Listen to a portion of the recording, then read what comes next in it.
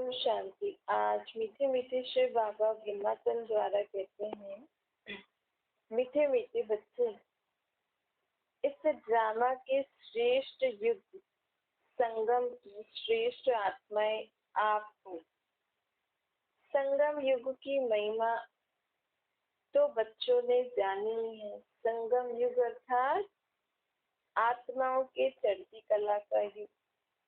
संगम युग अर्थात जब आत्माएं परमात्मा से मिलन मनाने का युग। संगम युग अर्थात कलयुग खत्म हो सत्य पाने का युग।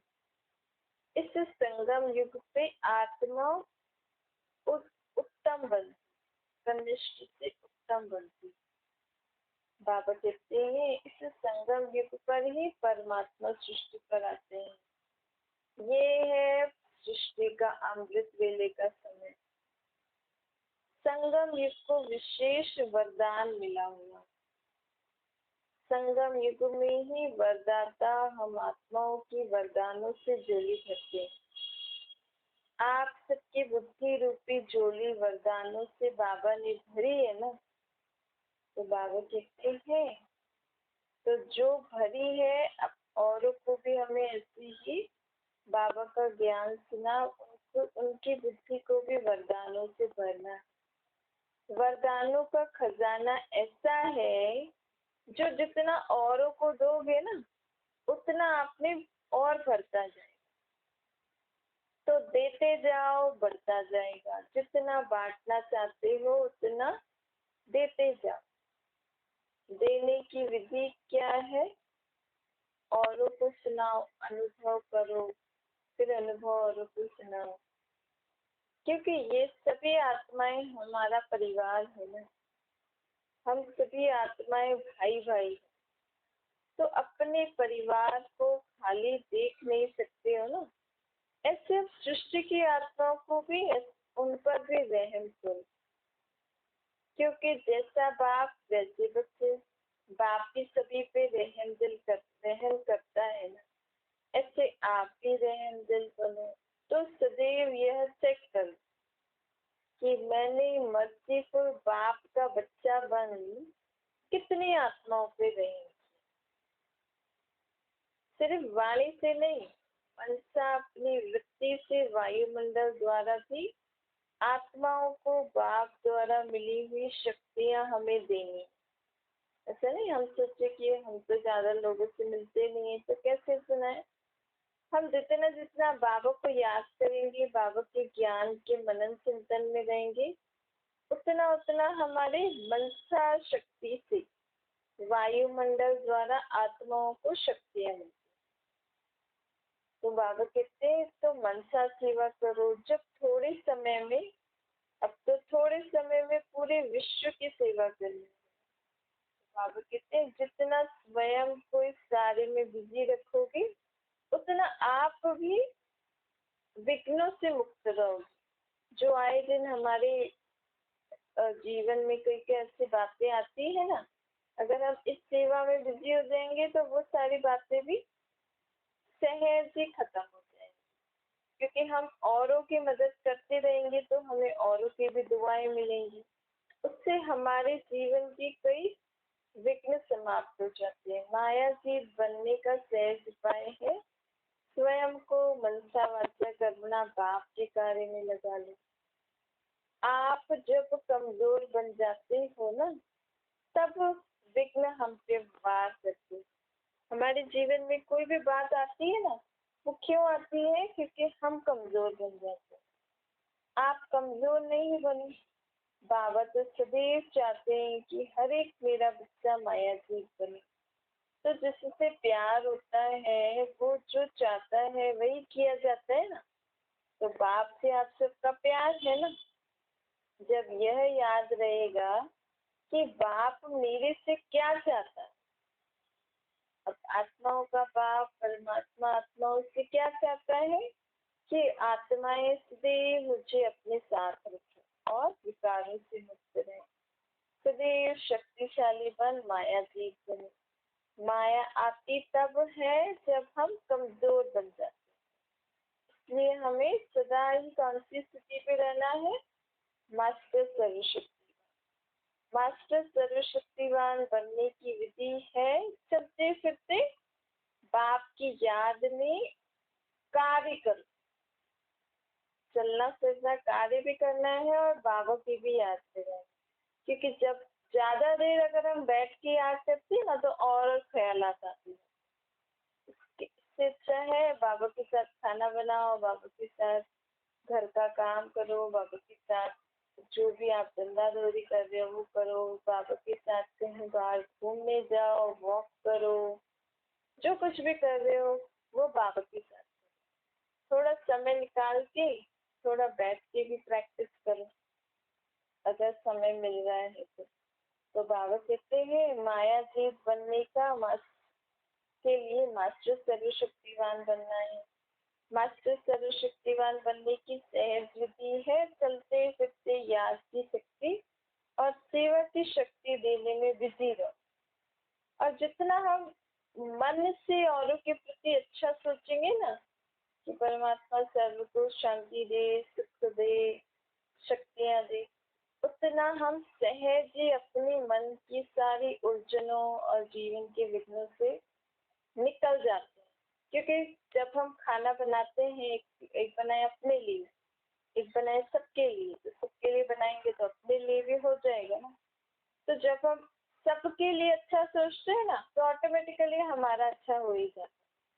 इसलिए बाबा कहते हैं मास्टर सर्वशक्तिवान बनने की विधि है चलते फिरते याद की शक्ति और सेवा की शक्ति देने में बिजी रहो। बिजी रहना अर्थात माया जीत बनना। रोज अपने मन का टाइम टेबल बनाओ। जैसे हम बच्चों का टाइम टेबल बनाते हैं ना कि तुम्हें इससे इस या मॉर्निंग से ये करना है, फिर ये करना है, ये करना है, इसलिए पापा कहते हैं अपने मन का टाइम टेबल बनाओ।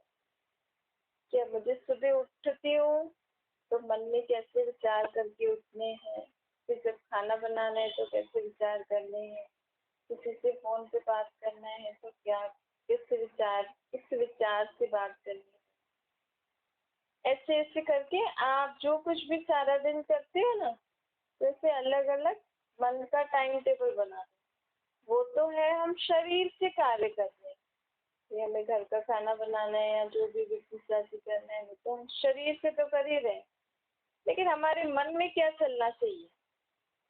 क्योंकि जो हम चीजें डेली करते हैं ना उसमें हमारे मन को इतना विचार करने की जरूरत नहीं होती, ना ही बुद्धि का इतना काम। हम क्या करते हैं, जैसे खाना बनाना है, पता है सब्जी निकालो, धो, कट कट करो, फिर तेल डालो, मसाला डालो, उसमें सब्जी डालो, पानी डालो, बंद करके रखो। इसमें कुछ न मन लगा न ज्यादा बुद्धि लगी, तो हम क्या करते हैं खाना बना रहे हैं और मन में कुछ कुछ और बाकी है। तो जो हम डेली करते हैं ना उन चीजों में हमारा मन बुद्धि ज्यादा यूज नहीं होता, इसलिए मन बुद्धि कहीं ना कहीं और दूसरी जगह होता है। इसीलिए बाबा कहते हैं रोज अपने मन का टाइम टेबल बना दो तो बुद्धि भी उसी रीति कार्य करेगी। तो मन बिजी होगा तो हम मन जीत माया जीत हो जाएंगे। मन को जीतने का सहज विधि है मन को कोई ना कोई अच्छी बात का भोजन दे दो। और क्योंकि हम अभी मुरली सुन रहे हैं फिर तो हम रख देंगे, अगर आपने नोट भी किए होंगे फिर तो हमें जो पॉइंट याद आई नहीं आई, लेकिन हम अभी मुरली सुनने के बाद अगर अपने आप को हमने सेट कर दिया, हाँ अब मैं ये करूंगी तो ये पॉइंट के बारे में सोचूंगी, ये करूंगी तो ये पॉइंट, तो अभी ही हमारे मन में फिक्स हो जाएगा, फिर कार्य करते करते हमें वो याद आता है। तो बाबा कहते हैं इस रीति मन जीत माया जीत बनो। सभी अपने को इस समय आत्मा समझ के बाबा का ज्ञान सुनो। ज्ञान कौन सुन रहा है? मैं आत्मा इसका ज्ञान सुन रही हूँ जो परमात्मा ने मेरे लिए सुनाया है। ब्रह्मा परमात्मा ने मेरे लिए ज्ञान क्यों सुनाया है? क्योंकि मुझ आत्मा को सुख शांति चाहिए। बाबा हमें अभी ज्ञान गुण शक्तियों से हमारी बुद्धि रूपी झोली भरने आए, हम आत्माओं को समझ देने आए। तुम आत्माएं अकाल तख्त पर बैठी हो ना, आत्मा का अकाल तख्त ये भ्रिकुटी के बीच में है। अकाल तख्त को भूल जाएंगे तो हम बॉडी कॉन्शियस में आ जाते हैं, फिर परवश हो जाते हैं। तो बाबा कहते सदैव ये स्मृति रखो कि मैं इस समय इस शरीर की कौन हूँ, मालिक हूँ। इस शरीर का मालिक हूँ या की मालिक हूँ। वैसे आत्मा को पुरुष कहा जाता है, लोग कहते हैं, पर बाबा कहते हैं आत्मा न पुरुष है न स्त्री है, तो कुछ भी बोल सकते हैं। क्योंकि पुरुष स्त्री तो तब लगता है ना जब हमें ऐसा शरीर मिलता है।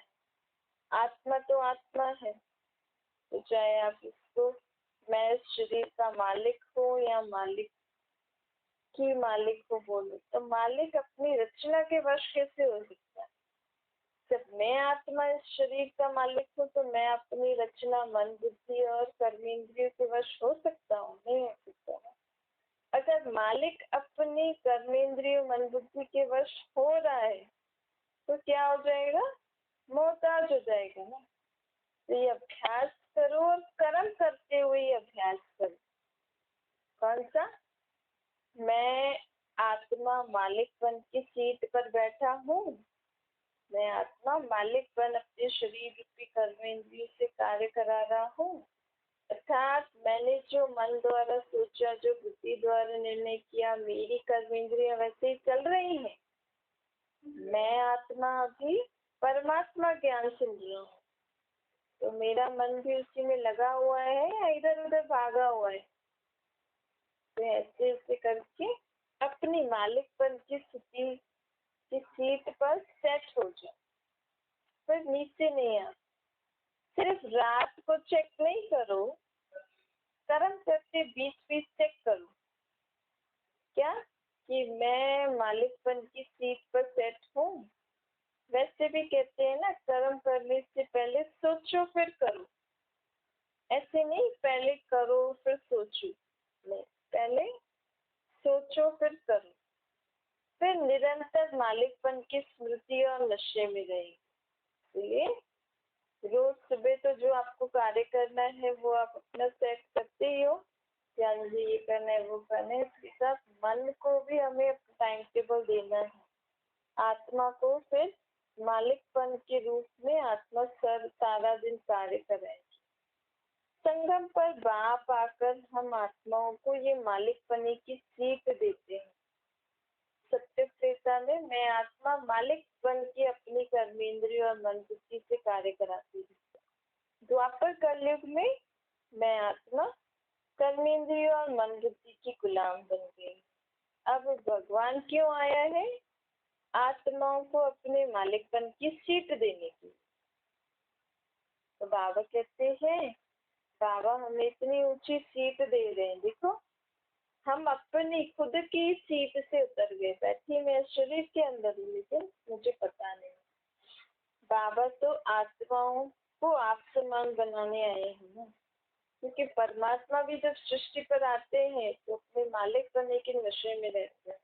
पर वो दूसरे के शरीर में आते हैं लेकिन उसकी कर्मेंद्रियों के वश थोड़ी होते हैं। बाबा कहते हैं कि तुम भी मेरे जैसे बन जाओ तो मेरे समान मेरे समीप रहोगी। कहाँ हम बाबा के समीप रहेंगी, परम धाम। अभी हमें बाबा जैसा बनना है, अर्थात बाबा जैसे गुण, बाबा जैसी शक्तियाँ, बाबा जैसे कार्य कर रहे हैं, बाबा जैसे सर्व के लिए सोचते हैं ना, वैसे हमें सर्व के लिए सोचना है। तो ये हो गया बाप समान बनना। बाप समान बनना हाँ, बाबा ने कहा मेरे समान बनो, क्या तुम्हारे मन बुद्धि संस्कार मेरे जैसे होने चाहिए। और भक्ति मार्ग में उसका क्या लिख दिया कि भगवान में समा गए। आत्मा परमात्मा में समाती नहीं है, लेकिन परमात्मा जैसी समान बनती है। किसमें, गुणों शक्तियों में, ज्ञान में।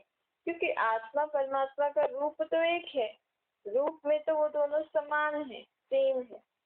लेकिन यहाँ समान किसमें बनना है, गुणों शक्तियों और ज्ञान में। कैसे बन सकते हैं, जब हम घड़ी घड़ी अपने को आत्मा समझ के निराकार रूप में याद करेंगे तो बाबा से सर्व शक्तियाँ गुण ज्ञान हमारे में आ ही जाएगा, तो हम बाप समान बन जाएंगे। और मैं बाप समान आत्मा जब परम धाम में जाऊंगी तो मैं कहाँ बैठूंगी? परम धाम में। परम धाम में तो बहुत सारी आत्माएं होंगी, एक वृक्ष जैसे आत्माएं, उल्टे वृक्ष के समान सब आत्माएं रहेंगी।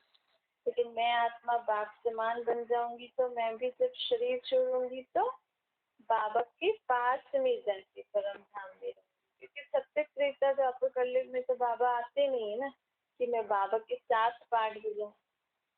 लेकिन यहाँ समीप अर्थात समान तो गुण शक्ति ज्ञान में है, समीप अर्थात हम बाबा के साथ परम धाम में जाके रहे तो बाबा कहते इसलिए अपने हर कर्म, अपने हर बोल, अपने हर संकल्प पर हमें ध्यान देना है कि बाबा जैसा है, जो बाबा कहते हैं वैसे मैं कर रहा हूँ। तो आपका भी संकल्प, मेरा संकल्प भी बाबा जैसा है। हर संकल्प, हर कर्म, हर बोल चेक करो, हमारे हर बोल में विशेषता समाई होनी चाहिए। तो बाबा कहते हैं हर बोल में विशेषता, हर कर्म में विशेषता कब समाएगी? जब हम परमात्मा को याद करके हर बोल बोलेंगी, कर्म करेंगी, तभी तो विशेषता दिखाई देगी ना। संकल्प, बोल, कर्म में हम कितना बाप समान बने। बाबा कहते हैं देखो पास्ट इज पास्ट, फ्यूचर तो नहीं होना है ना। फ्यूचर के लिए अभी हम अपने वैसे संस्कार अच्छे बना रहे, तो पास्ट की बातों को नहीं सोचो। अब जो फ्यूचर हमारा होने वाला है उसके लिए बाबा हमें क्या शिक्षाएं दे रहे हैं, उन शिक्षाओं को समझ जीवन में धारण कर आगे बढ़ती चली। नहीं तो पास्ट के बारे में सोचते रहोगे तो फिर आगे नहीं बढ़ पाओगे ना। इसलिए बाबा कहते हैं पास्ट इज पास्ट करके आगे बढ़ती जाओ, अपनी सोच और कर्म में समानता लाती। जितना हमारी सोच और कर्म में समानता आती जाएगी ना, उतना हम आगे बढ़ते जाएंगे। अब ऐसा नहीं हम सोच कुछ और रहे हैं, कर कुछ और रहे हैं। मैं आत्मा हूँ यह होते हुए भी अब मैं आत्मा हूँ, ये ज्ञान का नेत्र खुला है ना, तो अब हमें इस नेत्र से हर एक कार्य करना। तो हमारे जीवन में जो भी परिस्थिति, जो भी बातें आती हैं जिन कारण हम दुखी परेशान होते हैं, उनसे हम मुक्त हो जाएंगे। बाबा कहते हैं मैंने तुम्हारा ये तीसरा नेत्र खोला ही इसीलिए है कि तुम अपने सर्व दुख अशांति से मुक्त हो जाओ। क्योंकि ये तीसरी आंख हमारे जीवन में सुख शांति ला सकती। क्योंकि ये जो दो आंखें हैं ये तो देह की आंखें हैं ना, और देह असली में मैं देह तो हूँ ही नहीं, मैं तो आत्मा हूँ। तो जब मैं आत्मा की स्मृति में रहकर इन दो आंखों से हर एक बात को देखूंगी तो मेरे जीवन में कई बातें, कई अंधकारों से मैं मुक्त हो जाऊंगी। कई ऐसी बातें जो आती हैं जीवन में दुख भरी या शांति भरी, उन सबसे मुक्त हो जाऊंगी। बाबा ने अभी हमें सुख शांति की राह दिखाई। कहते हैं ना हमें उन राहों पे चलना है जहाँ गिरना नहीं है, जहाँ ऊपर चढ़ना ही चढ़ना है। तो अभी हमें परमात्मा ऐसी राह दिखाने आए हैं जिससे हम सदा ही आगे बढ़ते जाएंगे। इसमें हमें आगे बढ़ना है, बड़े बड़े ऑफिसर ऐसे वाला आगे बढ़ना नहीं है। यहाँ हमें कोई दुनियावी बातों में आगे नहीं बढ़ना है, हमें अपने मन की स्थिति में आगे बढ़ना है। हमें आत्म ज्ञान, परमात्मा ज्ञान और हमारी आत्मा की जो स्थिति है मन बुद्धि की, उसमें हमें आगे बढ़ना है। इस दुनिया में रहते हुए हमें जीवन जीते हुए जीवन मुक्त अवस्था को प्राप्त करना है। कि अभी जीवन में कितने बंधन हैं, कितने दुख हैं, तो लेकिन अभी परमात्मा द्वारा जो हमें ज्ञान प्राप्त हो रहा है, ये ज्ञान से हमें जीवन मुक्त अवस्था प्राप्त करनी है। जीवन जीते हुए विकारों से मुक्त, दुख अशांतियों से मुक्त वाला जीवन, इतना हमें आगे बढ़ना है जैसे स्पिरिचुअल वे। अब बाकी आप कोई कोर्स आदि जो भी कर रहे हो या जो भी आपका बिजनेस आदि है, घर गृहस्थी है, उसमें आपको प्रकृति क्या करनी है वो आप पे ही करते रहो। बाबा तो हमें यहाँ पे आत्माओं के प्रोग्रेस के लिए पढ़ाते हैं। आत्मा में जो मन बुद्धि है वो व्यर्थ विकारों से मुक्त हो, आत्मा के जो स्वभाव संस्कार है वो आसुरी स्वभाव ना होके सुखदायी स्वभाव संस्कार, कि अभी हमें दैवी स्वभाव संस्कार धारण करके देवी देवताओं की दुनिया में हमें यहाँ पे बाबा आत्मा को पढ़ाते हैं। इससे बाबा कहते हैं हमें आत्मिक स्थिति में आगे बढ़ना है। आत्मा सदैव ही हर परिस्थिति में अचल अडोल बन के, निर्भय बन के, मास्टर सर्वशक्तिवान बन के अपने जीवन में आगे बढ़ती है। देखो हम देवी देवताओं को पूछते हैं, याद करते हैं, वो कौन है? वो भी तो एक शक्ति के प्रतीक है ना। तो बाबा कहते हैं हमें वो शक्तियां धारण करनी है। तो इसके लिए परमात्मा कहते हैं अपना बुद्धि का योग मुझसे जोड़ो। अब तुम्हें जैसे मैं राय देता हूँ, श्रीमत पे चल के अपना जीवन हीरे तुल्य बनाओ।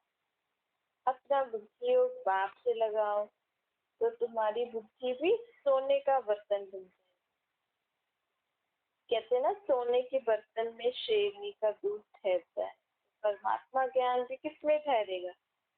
ये जो बाबा हमें ज्ञान की बातें बताते हैं ये हमारी बुद्धि में फिट होते हैं ना। तो हमें बुद्धि रूपी बर्तन हमारा सोने का बनना चाहिए, अर्थात एकदम प्योर शुद्ध।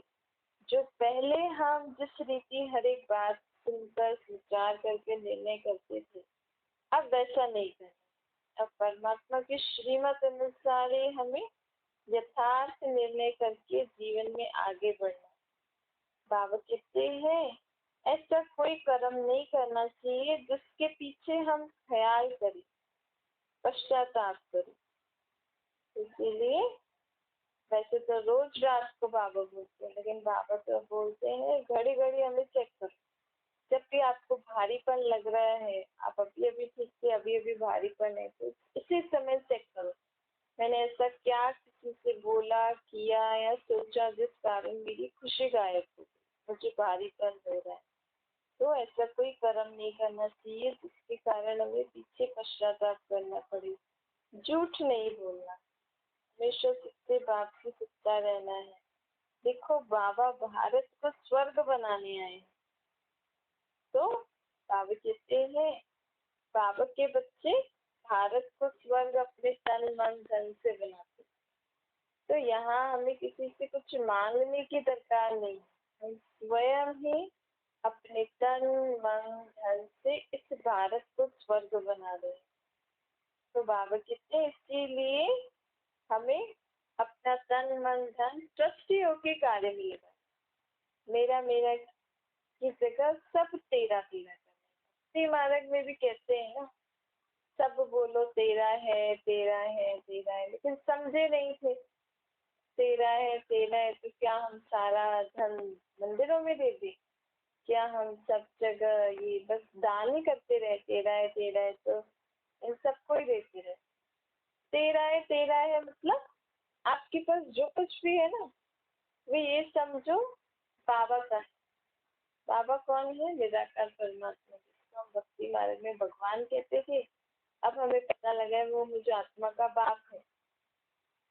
आप स्वयं को भी देखो तो मैं कौन हूँ? बाबा का बच्चा। ये शरीर किसने दिया है? बाबा ने दिया। ये जो भी चीजें मैं आंखों से देख रही हूँ किसकी है? बाबा की। ऐसे जब भी आपको समय मिले ना, और भले आप मुख से बोल रहे हो ये फलाने का, लेकिन हमारे मन में इतना पक्का होना चाहिए, कोई सपने में भी हमसे आके ऐसे पूछे तो पहले हमारे मन में आना चाहिए नहीं ये बाबा की चीज है। क्योंकि हम मुख से अगर आपके परिवार वाले ज्ञान में नहीं है तो आप बार बार तो उनसे नहीं बोलोगे बाबा का है बाबा का, नहीं तो वो बोलेंगे क्या बोलती है। तो एटलीस्ट हमारे मन में तो इतना पक्का होना चाहिए कि पूरा घर, संपत्ति, चीजें, मैं खुद, ये जो भी बच्चे आदि हैं, जो भी फैमिली मेंबर्स है, सब किसके हैं? बाबा के। इसको अंदर ऐसे अनुभव किया हो, ऐसे अपना अंदर फिट हो जाना चाहिए, इसको कहते हैं प्रेम। फिर आपके जीवन में कभी भी किसी के साथ या जनसंपत्ति या आपके शरीर में या आपके मन में कोई भी हलचल हो, कुछ भी होता है ना, तो तुरंत आपको क्या याद आएगा? बाबा। तो ये तरीका है, भक्तिमार्ग में ऐसा बोलते हैं लेकिन समझते नहीं, उस रीति उसको कैसे कार्य में लगाना चाहिए ये नहीं समझते ना। तो अब बाबा ने हमें ऐसी बातें समझा क्यों रहे हैं? क्योंकि बाबा कहते हैं कि मेरा मेरा कहने से हमारे मन में बोझ आ जाता है। फिर हम कहते हैं मुझे सब कुछ करना है, मुझे सब कुछ सहन करना पड़ता है, मुझे सबको देखना पड़ता है, मैं अकेली कैसे करूँ? लेकिन आपको कौन बोल रहा है कि आप अपने ऊपर लेके? आपके पास आ रही है, आप तो खुद के खुद भी नहीं हो, आप तो खुद भी बाबा के हो, तो बाबा को दे दो ना। हम तो मीडियम है ना, क्योंकि बाबा के पास शरीर नहीं है ना, इसलिए बाबा को तो देख सुन नहीं सकते हैं।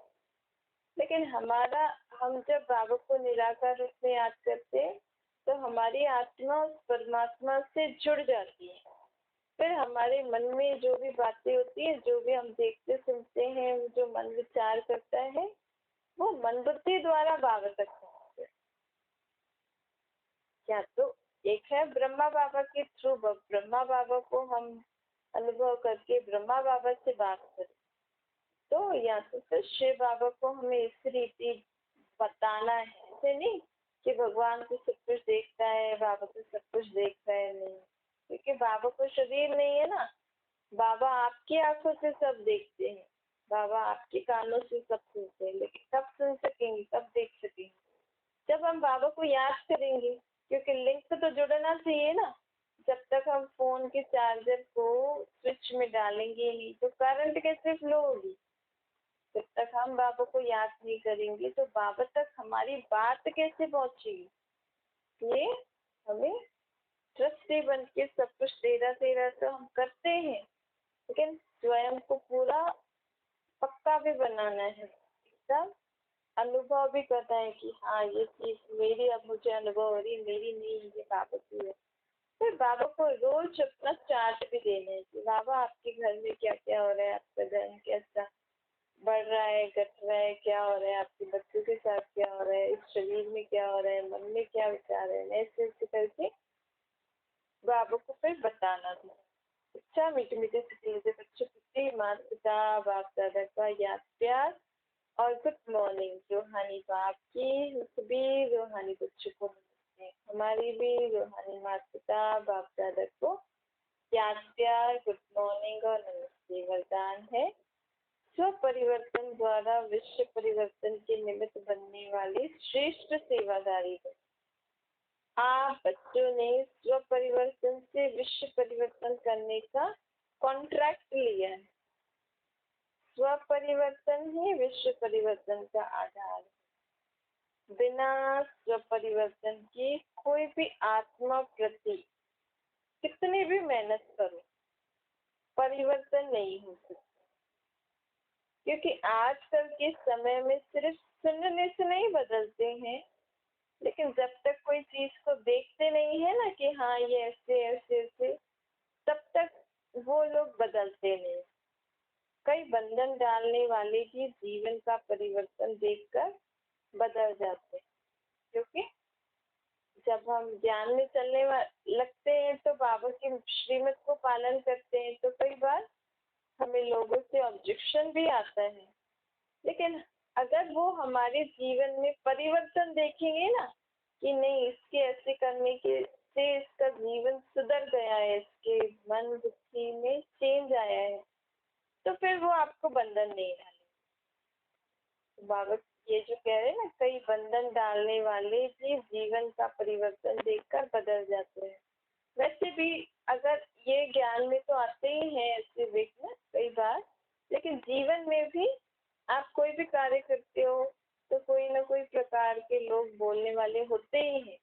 लेकिन हम अपने कार्य में दृढ़ रहें और करते जाएंगे ना, तो जब हम आगे बढ़ जाएंगे तो वही लोग जो आपको ऑब्जेक्शन कर रहे थे वही आपको अप्रिशिएट करेंगे, अच्छा बोले, क्योंकि देख लिया ना। पहले तो सिर्फ सोच रहे थे कि क्या कर रही है ये वो, लेकिन जब हम आगे किसी चीज में बढ़ते जाते हैं, हमारे अंदर परिवर्तन आता है, कुछ प्रोग्रेस होती है, तो आपसे ही लोग भी अपनी सोच बदल देते हैं। तो करके दिखाना, बदल कर दिखाना ही श्रेष्ठ सेवादारी है। स्लोगन है, समय, संकल्प और गोल की एनर्जी को वेस्ट से बेस्ट में चेंज कर दो। समय, संकल्प और गोल की एनर्जी को वेस्ट से बेस्ट में परिवर्तन कर दो, तो आप क्या बन जाओगे? शक्तिशाली बन जाओगे। कि हम जो व्यर्थ बोलते हैं, हम तो सोचते चलो थोड़ी सी देर बात कर लेते हैं, लेकिन वो थोड़ी सी देर आपने बात करी ना, तो उससे आपकी आत्मा की बहुत एनर्जी खत्म हो जाती है। चलो आज इसके बारे में थोड़ा विचार कर लेते हैं, चलो आज थोड़ा सा समय इस कार्य में लगा देते हैं, जो कार्य यूज का नहीं है, मतलब जिससे हमारा भी फायदा नहीं हो रहा है, औरों का भी फायदा नहीं हो रहा है, उससे हमारी एनर्जी खत्म हो जाती है, वेस्ट हो जाता है ना समय, बोल, संकल्प। तो अगर हम इसको वेस्ट न करके बेस्ट में चेंज करेंगे तो हम शक्तिशाली बन जाएंगे। अच्छा,